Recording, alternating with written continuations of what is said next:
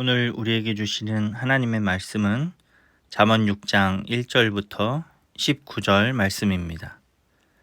내 아들아, 내가 만일 이웃을 위하여 담보하며 타인을 위하여 보증하였으면 내 입의 말로 내가 얽혔으며 내 입의 말로 인하여 잡히게 되었느니라. 내 아들아, 내가 내 이웃의 손에 빠졌은즉 이같이 하라. 너는 곧 가서 겸손히 내 이웃에게 간구하여 스스로 구원하되 내 눈을 잠들게 하지 말며 눈꺼풀을 감기게 하지 말고 노루가 사냥꾼의 손에서 벗어나는 것 같이 새가 그물 치는 자의 손에서 벗어나는 것 같이 스스로 구원하라. 게으른 자여, 개미에게 가서 그가 하는 것을 보고 지혜를 얻으라. 개미는 두령도 없고 감독자도 없고 통치자도 없으되 먹을 것을 여름 동안에 예비하며 추수 때의 양식을 모으느니라. 게으른 자여, 내가 어느 때까지 누워 있겠느냐? 내가 어느 때에 잠이 깨어 일어나겠느냐? 좀 더 자자, 좀 더 졸자, 손을 모으고 좀 더 누워 있자 하면 내 빈궁이 강도같이 오며 내 곰핍이 군사같이 이르리라.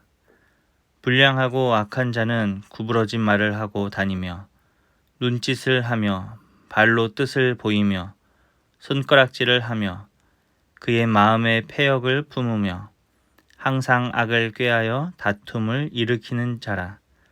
그러므로 그의 재앙이 갑자기 내려 당장에 멸망하여 살릴 길이 없으리라. 여호와께서 미워하시는 것 곧 그의 마음에 싫어하시는 것이 67가지이니 곧 교만한 눈과 거짓된 혀와 무죄한 자의 피를 흘리는 손과 악한 계교를 꾀하는 마음과 빨리 악으로 달려가는 발과 거짓을 말하는 망령된 증인과 및 형제 사이를 이간하는 자이니라. 아멘. 오늘 하나님 말씀의 제목은 삶의 지혜입니다. 오늘 우리가 읽었던 본문 잠언 6장 1절부터 19절 말씀은 우리의 삶에 필요한 그 지혜들을 오늘 잠언의 저자는 말해주고 있습니다. 먼저 1절부터 5절까지 말씀은 보증에 대한 이야기입니다. 오늘 성경은 타인을 위한 빚 보증을 서지 말라라고 가르치고 있습니다. 왜냐하면 빚 보증을 선다는 것은 자신의 입의 말로 자신이 얽매이는 결과를 가져오기 때문에 그렇습니다. 5절에서 지혜자는 이 빚 보증을 선 사람을 사냥꾼의 손에 잡힌 노루와 같다, 또 그물에 걸린 새와 같다라고 이렇게 비유하고 있습니다. 그러니까 빚 보증을 서는 것은 사실 어리석은 것이다 라고 말하고 있는 것이죠. 3절에서도 이야기하는 것처럼 그렇게 빚 보증을 설 때에는 자신의 삶을 타인의 손에 맡기는 결과가 일어나기 때문에 그렇습니다. 그래서 오늘 이 지혜자는 자신의 아들에게 뭐라고 이야기합니까? 3절, 내 아들아, 내가 내 이웃의 손에 빠졌다. 그러니까 너는 가서 겸손히 내 이웃에게 간구하여 스스로를 구원하라 라고 말합니다.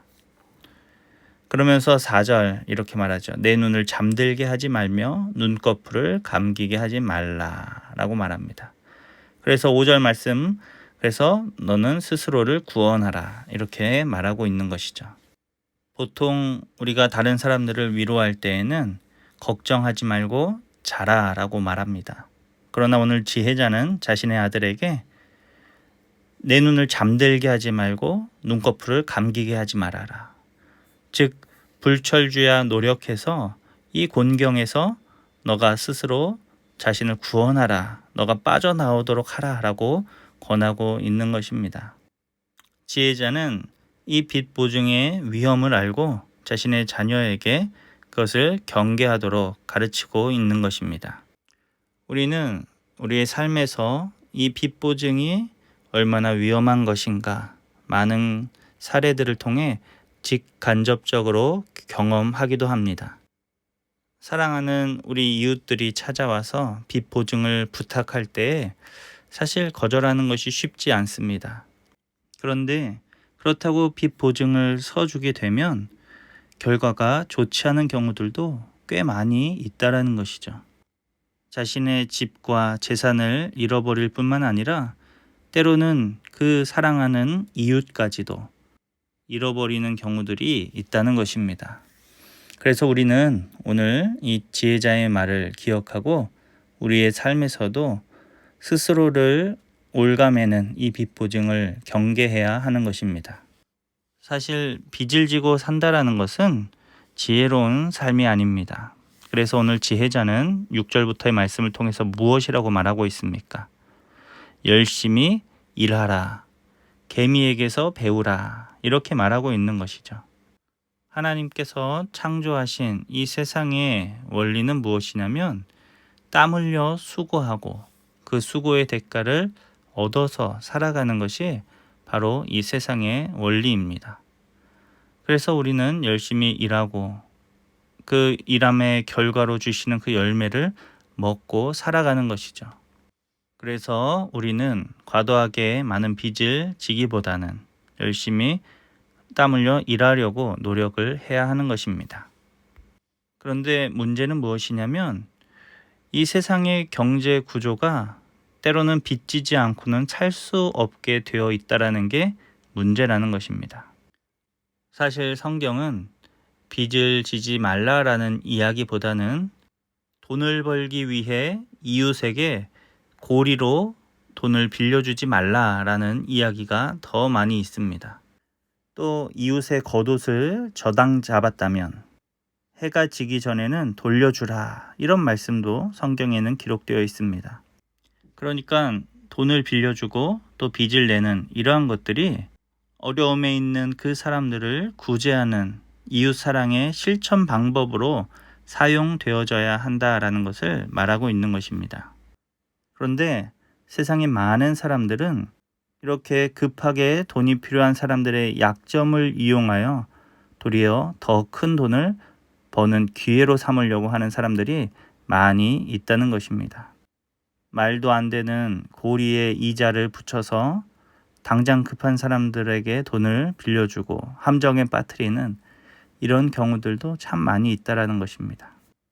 오늘 본문 12절부터는 하나님이 싫어하시는 일을 하는 그 사람들의 이야기가 나오고 있는데 오늘 본문의 맥락에서 보면 바로 이웃의 약점을 이용하여서 자신의 돈벌이로 삼는 사람들이 바로 여기에 해당하는 사람들이다라고 말할 수 있다는 것이죠. 그들은 자신의 말과 또 눈짓과 발과 손과 자신의 모든 것을 가지고 하나님이 미워하시는 그러한 일들을 한다는 것입니다. 그런 사람들은 자신의 간교한 지혜로 더 풍요로운 삶을 살기 원하지만 15절 말씀 그들의 결론은 무엇입니까? 그러므로 그의 재앙이 갑자기 내려 당장에 멸망하여 살 길이 없으리라 라고 오늘 성경은 말하고 있습니다. 하나님께서 그 악을 미워하시기 때문에 그 악을 쫓아 행하는 사람들은 당연히 하나님의 심판을 받게 되는 것입니다. 사랑하는 우리 성도 여러분, 오늘 이 말씀을 기억하며 하나님이 기뻐하시는 일을 행하는 저와 여러분 될 수 있기를 원합니다. 어려움에 있는 사람들이 있다면 도와주십시오. 하나님께서 나에게 주신 그 범위 안에서 우리의 이웃을 위한 사랑을 실천하면 되는 것입니다. 무리하게 자신의 범위를 벗어나는 일들에 얽매이지 말고 내가 가진 것을 나눌 수 있는 그 한계 안에서 우리는 우리의 이웃을 열심히 섬기면 되는 것입니다. 그리고 또 우리는 열심히 일해야 됩니다. 개미가 열심히 일하여서 겨울을 준비하는 것처럼 우리도 열심히 일하여서 하나님이 주시는 그 은혜를 누리며 살아가는 그러한 사람들이 되어야 할 것입니다. 이것이 하나님이 우리에게 주신 이 노동의 원리입니다. 우리가 열심히 일하여서 하나님이 주시는 그 풍성한 열매들을 거두어 하나님께 감사하며 그것으로 이웃을 섬기며 사랑하는 저와 여러분 될 수 있기를 간절히 바랍니다. 기도하겠습니다. 하나님 아버지 감사합니다. 오늘 이 말씀을 통해 세상을 살아가는 지혜를 배우게 하심에 감사드립니다.